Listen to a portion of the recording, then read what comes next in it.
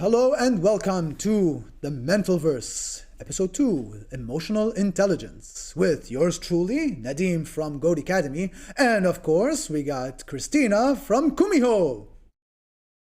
Toward you. Muy buenas a todos y a todos. We are here again to talk about the different concepts about psychology. So I hope you like this new episode that we're going to talk specifically about emotional intelligence. So stay here.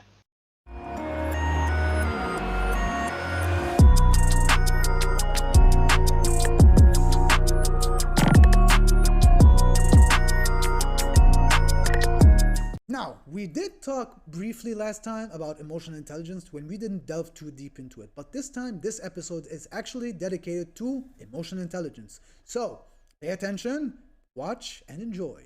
Now, let's get to the beginning of it all. Of course, we did say it last time, but we're going to repeat it again just for info.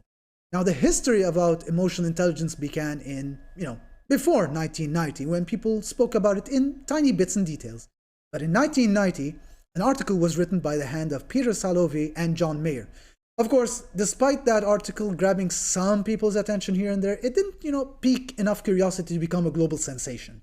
However, when a book was written by the hand of Daniel Goleman in 1995, that sparked the start of the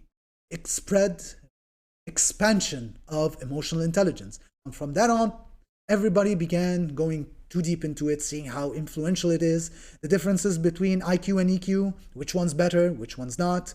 Is emotional intelligence born within, or is it, taught, and so forth?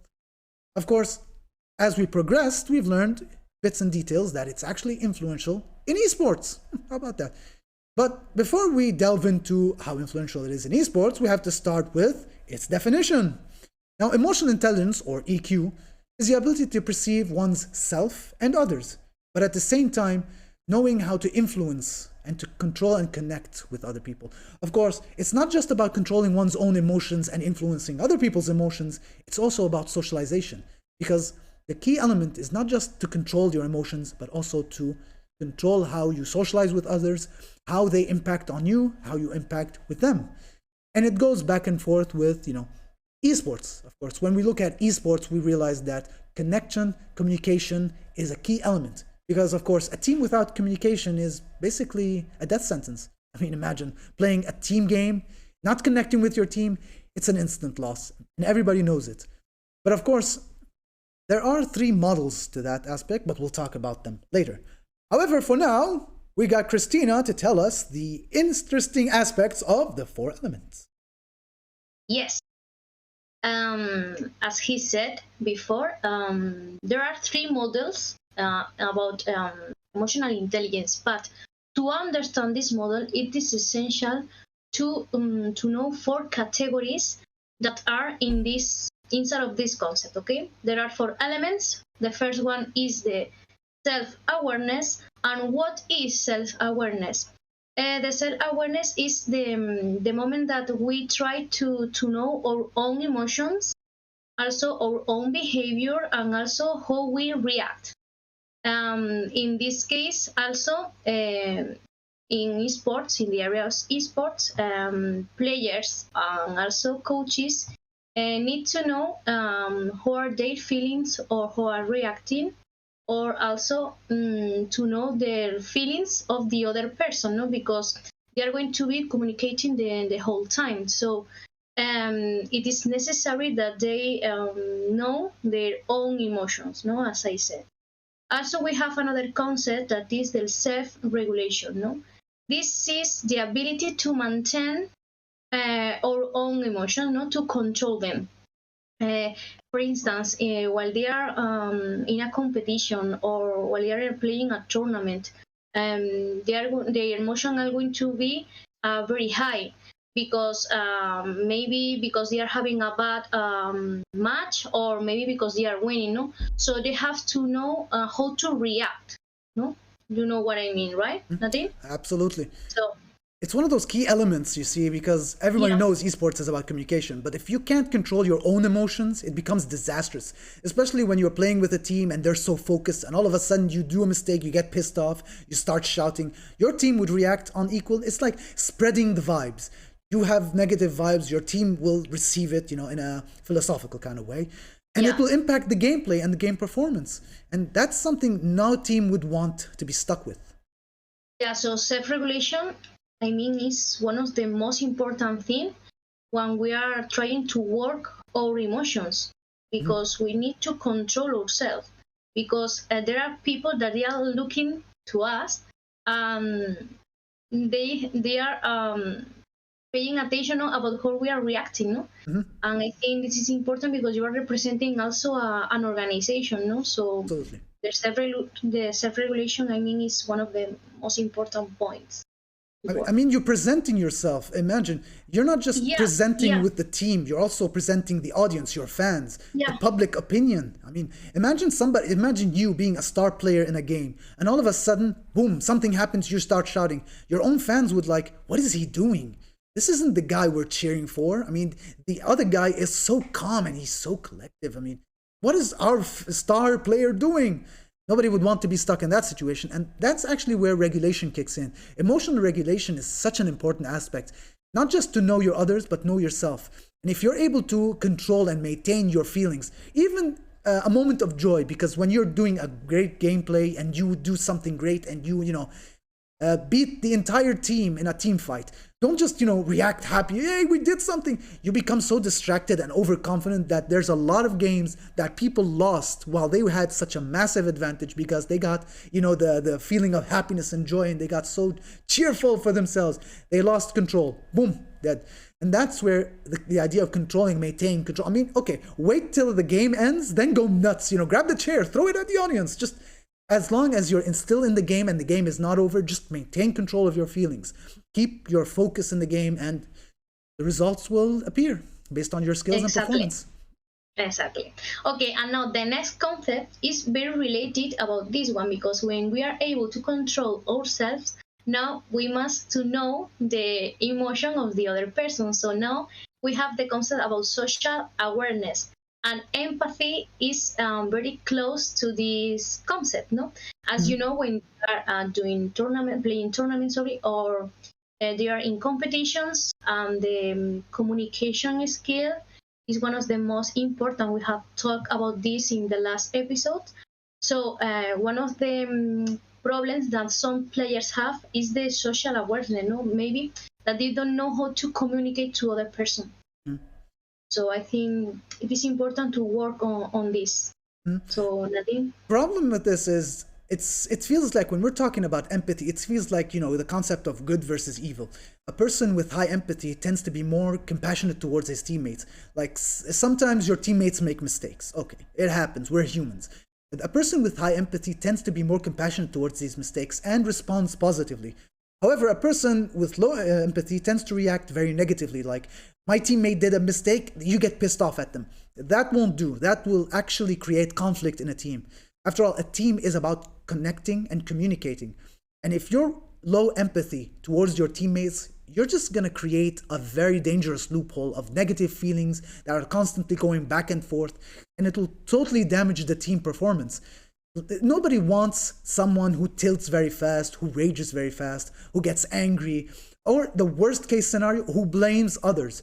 There are some players out there who have this issue that they don't acknowledge their mistakes, they just pin it on somebody else. It's so easy for them. And that's where emotional intelligence and social skills and social awareness are such crucial roles. Because when you're social aware about both the people you're dealing with and yourself, you know how to respond to situations. I mean, high social awareness and empathy tends to pose a very lucrative and very reasonable image to a player. I mean, imagine a good player versus a negative player. The public opinion will respond automatically to it. Nobody loves someone who's negative. I mean, it's good for fun and laughs. Nobody takes them serious though. But a person who's kind-hearted, generous, very cooperative and very compassionate towards their team automatically receives the affection of the fans and the entire social media. I mean, only natural. And also, And they will, yeah. they will create also a good atmosphere, no, while they are in competition. I mean, That everybody is, wants to play with them. I mean, let's face it. yeah, Nobody of wants to course, play with someone who tilts very fast. You of don't. course, You of play the course. game to make a career. If you're talking about the pro leagues, you play the game to make a career and at the same time to enjoy it, because after all, video games are supposed to be entertaining. Nobody plays a video game to get stressed. We, as some casual gamers out there, including myself, Exactly. when we play the game, we don't play the game to get pissed off. We play the game to relax, enjoy. And it could be said that if your teammates, whether you're talking about solo queue or team queue or in a pro team, nobody wants a teammate who lashes out, who causes a toxic environment. And this is when somebody does these behaviors, you could automatically assume that that person has low emotional intelligence, or there are certain factors that are lower than the average person. Now, that does Exactly. not mean that they are beyond training. Bear that in mind. I mean, training a person is not that difficult. You just have to understand the technique of approach and the methods of approach. But we already know the models and the techniques and the steps and what are the behavior reasons. We know this person lashes out because of that situation. Therefore, we know how to approach and deal with this person, and to improve their performance and attribute. Yes. But there are And some also, people. I there mean, are mm, there are cases that the player is very, very, very good mm, in techniques, but as their personality is not good enough, mhm. they don't get a good position, you know. I mean, yeah, they don't put themselves in a good position because Yeah, they've yeah, already showed their image. Now, of course, that yeah. doesn't mean people should give up on them. No, that's where the coaches and life coaches tend to impact these players. But there are some players, there's a percentage of players are, beyond help. Some people are just naturally naturally ragers. They don't want to change. They don't want to improve. They embrace the dark side within. And, they accept the negativity within. So they're not willing to change. But there are some players out there, despite the natural behavior. I mean, we all rage, we all tilt. It's a normal factor. The only difference is it's the boiling point. Everyone has a boiling point where they just snap. I mean, I could give myself as an example. When I play in games like Dota or League of Legends, you play one game, two games, okay, you try to maintain a positive mindset. But when you have 5, 6 games where you have ragers, where you have toxic people, trollers, and when you're trying so hard to, rank up, it does demoralize you and get you in a very bad mood, no matter how calm you are Yeah. as a person. But in a pro league, however, it's much more different because it's, Yes. fixed. It's fixed and it requires an extensive amount of mental training and, repetition, repetition, and repetition. And that's how these things work. And it doesn't end there. It keeps going on and on and on because there's no limit. There's always room for improvement, both in set of skills and in emotional intelligence aspect. And I think one of the things that they don't develop this kind of players is that they don't understand the other person, and also they don't develop the communication, because when they feel tilt, they don't want to talk with anyone. Mhm. They just go away, and that's all. So I think if they want to change, they have to develop their communication skills. That is related also with the social skills in this case, because you have to talk with your team players, and also you have to talk with your coach in Mhm. this case, also with the staff. So I think it is essential that these people try to understand what they have to do, but in most of the cases maybe it's impossible, no? I mean, So I think, absolutely. Yeah, I agree with you on that because this is actually 100% right. Because this is the thing. Some players are ashamed of that attitude. Like, nobody wants to go around saying, I rage, I tilt. I mean, you don't hear players usually go around doing that. They tend to be ashamed when they rage, or some, like not everyone. There's, here and there. But some people are ashamed to ask for help, or they think like, I can do it. I can do it myself. Like, they don't rely on others. But I mean, that's where the coaches do their thing, and that's where life coaches also impact. A life coach tends to go into the psychology aspect, where the coach tends to help them in both categories. Now, this is where it all counts. The player has to trust, has to be willing to, communicate. This isn't a lone wolf scenario. There's no I in team. This is just not you being yourself. You have to understand that this is a team. You have to open up to your team, trust them as you trust your coach and life coach. And the more you trust them, the easier it is to solve all problems. I mean, sometimes the easiest solution to a problem is just talking about it. I mean, how simple is that? You don't have to do something miraculous. You just talk about it. You'll feel like a weight off your chest. And that's where someone, let's say, easily tilts or easily rage or is easily toxic, they have to open up with their team and their coaches, because of course a coach isn't a mind reader. A coach has to have to understand these players, and when a player opens up to their coaches, the coaches knows, okay, this is the problem, I can help you with this and that. Rest, you have to put the effort in order to solve that problem. I mean, it's really that simple. And that's the beauty of emotional intelligence. That's really how beautiful it is, because it connects deeper and deeper. And we show that in esports, psychology does play a very important and crucial role. And certain things like emotional intelligence plays such an important role that it makes such a grand difference. Imagine a player with low emotional intelligence with exceptional skills versus a player with high emotional intelligence and also high skills. There's such a huge variation, huge differences. One person who absolutely nobody wants to team up with because they're toxic, they're aggressive, they're hostile, they're always putting the blame on somebody else, versus someone who's calm, empathetic, responsive, communicative, like the perfect example of a perfect player. I mean, who wouldn't want a teammate like that? Those are the characteristics of a victory. And now I have said before, to understand the three models, it was necessary to talk about this concept. So now I'm going to move to these three models. Okay, the first one was developed by Salovi and Mayer.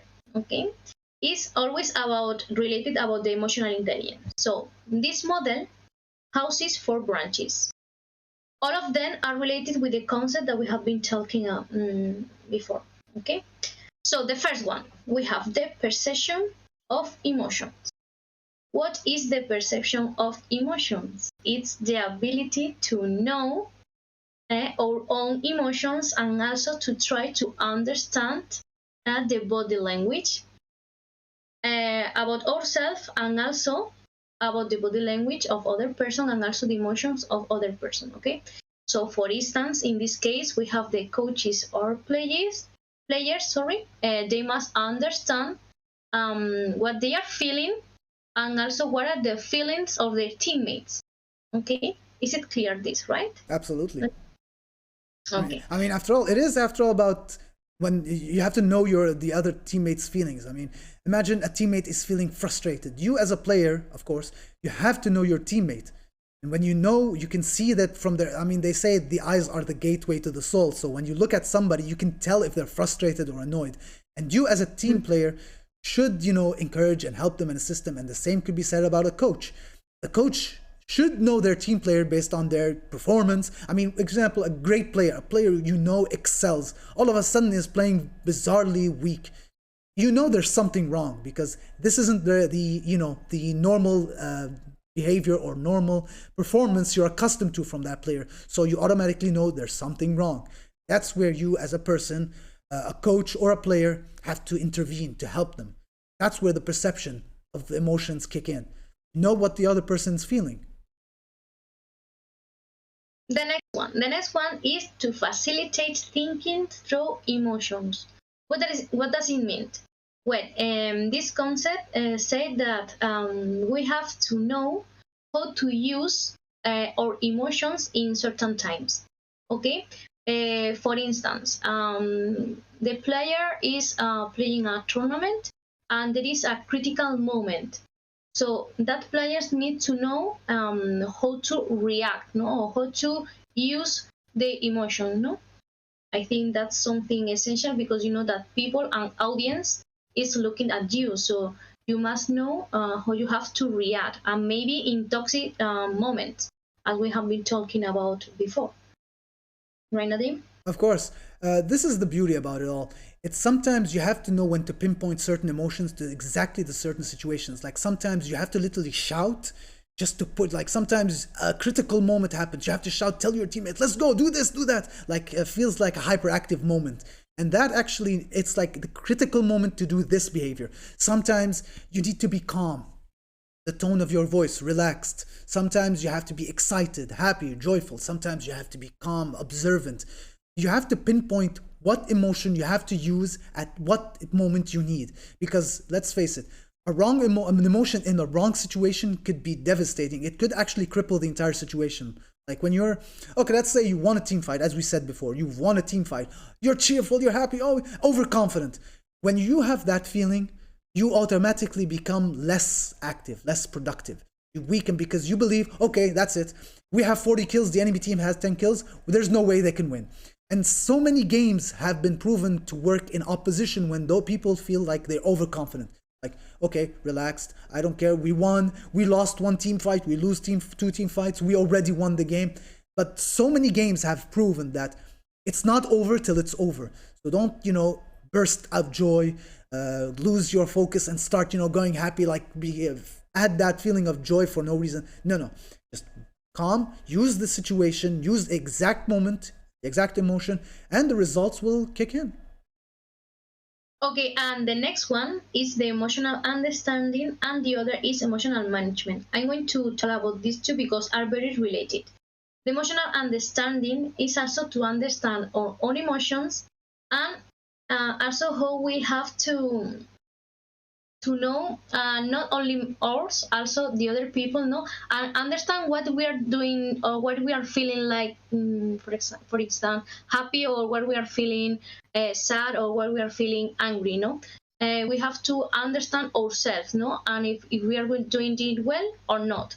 In this case, if we are doing well, okay, we manage well our emotion, but what happens when these emotions are bad? We have to know how to manage these emotions, right? We have been talking about this before, and this happens when we are when players are in tournaments or in competition, or maybe the coaches are under pressure because they need to get results, so they need to control themselves and to know if their actions are good or bad, right? Is Absolutely. It clear? Yes. Now, even though they look similar, now when a person reads perception of emotions and emotional understanding, they do look similar, but they're actually not. There are certain tweaks that makes them a bit different. To understand and to perceive is a bit different. Perception is to know. To understand is the more deeper concept. And that's where there's, despite it looks similar, it's actually different. Okay. So now you are going to move to the next model. This model is called Mixed. It was created by Daniel Goleman. He is one of the father of the emotional intelligence, and he defined this model like a set of skills and competencies that affect performance. Okay, this model has 5 branches. All of them are very related with the last model that we have been talking about.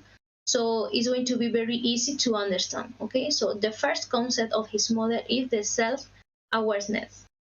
We have talked about before that it is essential that we know our strengths and weaknesses, and also knows our emotion and how is going to be the impact on others. Mm-hmm. So it is very easy to understand. Directly to the point. I mean, look, don't judge. These are the models. If they look so similar, it's because these guys wrote it that way. We're innocent. We're just reading the stuff. Okay, the next one is the same, the self-regulation. It's like to the understanding one's negative emotions and trying to maintain a sense of control to convert them into a positive or neutralize them. Okay, it's like to regulate our emotion and our reaction, just to know if you are doing it well or we are doing bad. This is the same that we have been talking about in the emotional understanding, right? It's basically like to understand. Exactly, it's like basically converting. If you're having a negative feeling, what's the technique to convert it towards positive? Like the methods, the techniques, meditation, sports, reading a book, taking a nap. What's the technique? Now, this is the beautiful aspect of it all. One, the social scale, that the influential aspect to guide people, to help them, to have a common vision. I could call this communication. Communication. Well, there you have it. Problem solved. No need to add fancy names. Just.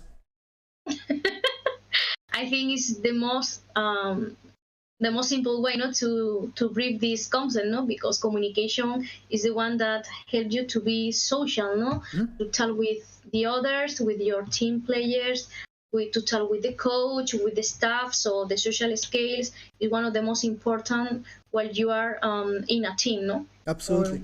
I mean, imagine a player who doesn't talk. Ugh. I'm not talking about, a mute. I'm talking about a player who's so shy that That's they're weird. yeah, I mean, That's imagine very weird. you're playing with someone, with your teammate who just, you have your earphones on and you're communicating with them and all you can hear is their breathing. It's terrifying. I mean, dude, talk to me. Communicate with me. We need to win, Yeah. Even in solo players, they have to talk with their coaches, so communication is essential. I mean, So the social skills. it is, yes. It's less of annoyance because, Yeah, it's less. it's Of less of course, an it's annoyance, less but because yeah. the solo player. Yeah, because the solo player is not playing with other players, no, but they have to have a communication with the coach and also with the staff because, as I said, they are playing in a team. They are representing an organization, so communication is essential. You need to know how feel your player, no? Yeah. You're representing Okay. your team after all. Yeah. Okay. The next one is the empathy. What have we said about empathy? That it is important that the players know the feelings of the other players and also the coaches. So for me, it's one of the most important while you are working with a group. Know how they're feeling, what they need. So It feels like a debate between good versus evil, but a player who is understanding towards his teammates' feelings doesn't automatically creates this judgment barrier. Like when you see your teammates pissed off, you don't automatically say, "He's pissed off. I don't want to do it." No, you have to be more understanding to you, like ask questions such as, "Why is he pissed off?" or "Why is she pissed off?" What is the reason they are angry, and try to help them overcome it. I mean, that's what a team does. They, across the ocean together. They're a unit. So if one person's angry, you have to know why and try to help them. I mean, that's the idea of the concept of a good teammate, someone who is understanding, compassionate, someone who doesn't just automatically create an image of you because you had a moment. Like everybody gets pissed off, everybody gets angry. Nobody's a saint. Some people just get pissed off. Some people get pissed off differently. So you have to be more understanding to their situation and try to help them break that, circumstance situation. That's what a team does. This was related with the emotional understanding. We have been talking about before in the other models. So. Absolutely. It sounded a bit fancier when you say empathy. It sounded like, the Dalai Lama moment. But, they wanted to make it fancy. So yeah, it is what it is. Yeah. Okay, and the last one is motivation. Of course, motivation needs to be present while they are in competition. Because if the players has a low motivation, probably the results wouldn't be positive. I mean, look, nobody goes into a tournament, is like, we're going to lose, let's go lose together. It's like, they try to be as positive as they can. Yes. But it depends how you influence them. Like sometimes your team is demoralized and you say a single word that, energize them back. When you play one game, you lose. Then you go into, a break just to have a chat with your team. You say, those motivational speeches, those quotes with the, weird cat hanging from a tree or weird stuff. But you try to use these inspirational stuff to try to reach out to them. And that's the idea of, motivation. Use specific terminologies and specific words to energize them, to boost their confidence. Like sometimes you just have to say a single word. It's not just about being positive or negative here. No, sometimes saying a negative word can actually impact differently because depending on the person's trait and characteristics. But the idea of motivation is saying the exact word at the exact moment to change everything. And then some players just, after the break, second game, they just win it like as if it was nothing. And then they win the third game and, happy ending for all. Because that person or the captain or the coaches said... The coach, yeah. And the coach said the exact word in the exact manner that the team needed. And that makes quite the differences. I think coaches in this concept must be very present. No? I mean, they have to also understand psychology. Not just, even if they are losing the first game and they lose the second game, the motivation must be present by the coach, okay? Because when they lose, sometimes they don't talk to each other. They just say, okay, let's start tomorrow. No, don't do that. Try to your players, but don't argue with them. Just motivate them. No, just finish this day in a good way. You know what I mean? Don't use the blame game. Like, don't say it's your fault because you did this. Yeah. It's your fault. Yeah, don't do that. If you lose the match, don't worry. Motivate your players at the end of the day, because they will go to sleep happy. Yeah, joyful. Okay. Feeling better, feeling better. This is going to sound philosophically weird, but accepting defeat is a victory in itself. Yeah, exactly. You can talk tomorrow with them, but say something today that they can feel a bit happy, that feel better. I mean, so who knows? I mean, today's performance might become different tomorrow, depending on that one word. Exactly. But sometimes they don't do it. They don't do that. They're just too busy, getting pissed off, because this is something called the competitive nature in us. This is the human kick that hits us all, because we're competitive by nature. We want to win. Nobody trains hard to lose in a tournament. Everybody wants to win. It's only natural that sometimes you get pissed off, agitated, frustrated, and during the break you just feel tense. The coaches usually should be the one to understand those situations and do their whole motivation speeches and encouragement and all that, and then poof, those frustration moments just fly away. Well, as I'm teacher, I always relate this with when a student fail an exam. Instead of saying you must study a lot, you must to take more time studying. No, I say, okay, don't worry. Next time, I hope that you're going to do better and you're going to have a high mark, so don't worry about it. And I just try to motivate the student, no? So with the players, I think it's the same, no? You don't have to bash them in the head, just push them. That's all you need, to push them to the right direction. And that's all the player does need. I mean, after all, players are human beings too. They have feelings. It's only natural to be understanding to that situation. And that, ladies and gentlemen, is what we call empathy. Yeah. Okay, now we're going to move to the last model, that it's called trait model. It was established by Konstantin Vasily in 2001 and describes our perceptions of our emotional universe by perceiving, understanding, managing our emotion, as we have been talking about before. It's the same thing. It's always the same thing, okay? So this model is also used. We are not going to go in deep because it's the same the whole time. I mean, this is the thing about emotional intelligence. It's brand new. It's been, 25 years? Of course, these models are, new. I mean, this one's 2001. It's not like 200 years ago. It's just 10 to so years old. It's new.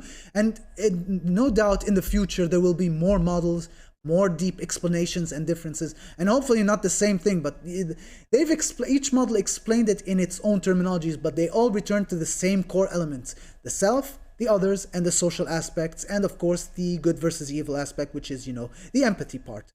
And that's where it all at. That's what emotional intelligence is all about: the self, others, feelings, and of course empathy. So now, with all that is said and explained in details, and all the details we've explained in the abilities and the models and whatnot, we have to understand that esports is split into two categories. One, which is the solo type games.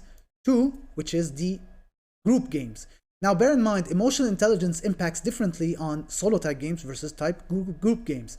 Now, solo type games like, fighting games or sometimes FIFA or sports games relies on the one versus one aspect. I mean, there's no team to communicate with, so the social aspect is very limited between one player and their coaches, or one player and the organization. So there is none of the, try to know your teammates' feelings and try to communicate. There's no communicate. It's just you, yourself, and the opponent. If anybody makes a mistake, it's on you. There's no one to blame. Nothing. But that doesn't exclude that emotional intelligence is not important. Emotional intelligence kicks a very critical role in solo games as well as multiplayer games in certain characteristics, such as knowing yourself and how to regulate. Tilting exists in solo type games and, multiplayer type games like, Dota and League of Legends and so forth. So imagine if you're playing Tekken in a tournament. You tilt, you grab your joystick, you get unnerved. There's no way you can calm down instantly, just, relax and you're gonna win the game. It's gonna be difficult. It's gonna be exceptionally difficult, and there's going to be so many mistakes you're going to do when you're enraged, angry, or pissed off. You're going to miss a lot of things, you're going to react differently. You're just gonna lose it. It doesn't matter if you're in a team or alone. If you tilt, if you get pissed off, if you get angry, you're going to lose it. It's only natural. But of course, it's a bit different. Emotional intelligence kicks a bit different in team games, I presume, right, Christina? Yes, because in team groups, as we have said before, communication is essential between players and also between the coach. Okay, players need to know themselves, but also need to know the emotion of the other players. So while they are in competitions and they have a bad or critic moment, they need to know their feelings of the players, no, not Absolutely. only our feelings. In this case, the coach has an important role because he or she doesn't need to know their own emotion, but also need to see the emotion of the players, no, and also in these critical moments, no. So they need to be there and they need to try to guide them, no, the whole time to have a good behavior while they are in competitions. So I think working in an individual mode or working in groups, it's very different. No, it's not the same. Absolutely. It not only does it feel different, it looks 100% different.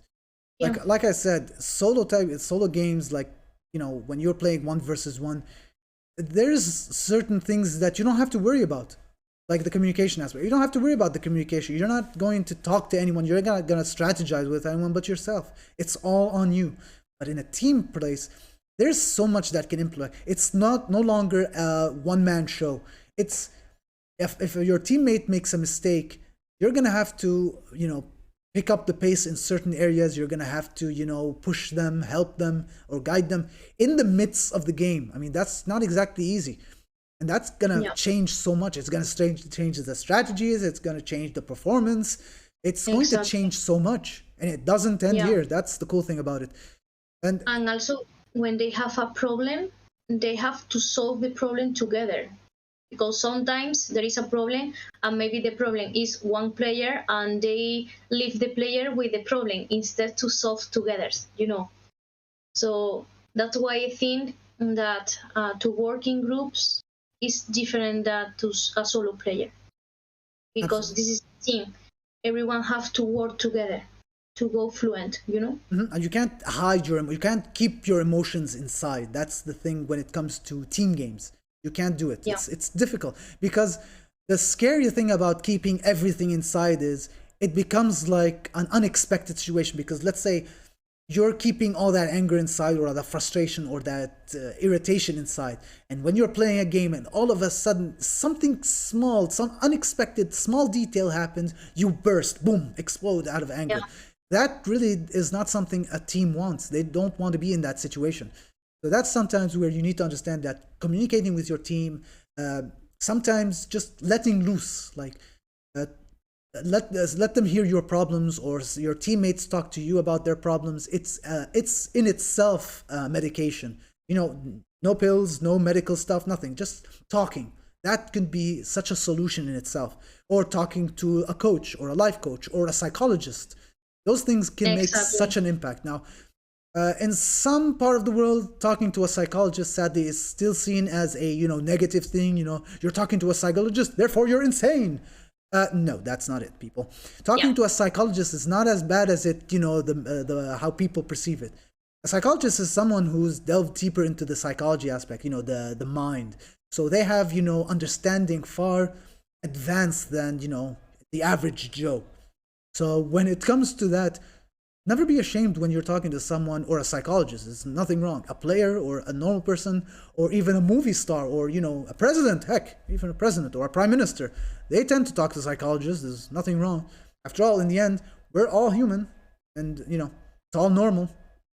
And also, we have said each player has a different personality, no? Yeah. So the coach needs to know who is the player, and the psychologist is going to help them. No? So I think the psychologist is essential that they stay in a team, because they are going to help the coach to understand also the players.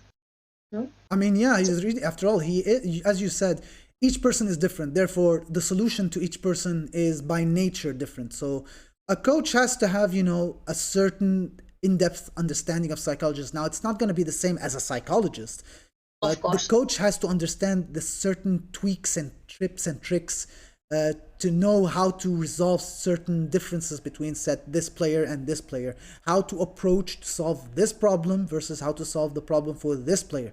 It comes out differently and it brings out the best results. I mean, if a coach can, in a sense, mind read his own team and know how to approach and how to solve these issues, it's easy to create a harmony in a team, create a combination, a strong connection with a team.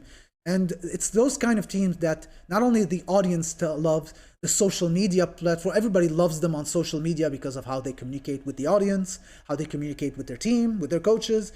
That's all. It all goes back in a loop circle. I mean, it all goes back to square one, which is the influence aspect. It affects them. It affects how, if they're good, if they know how to communicate, if they're positive, if they're always responsive, if their team is all good. It's like 100% perfection in a team.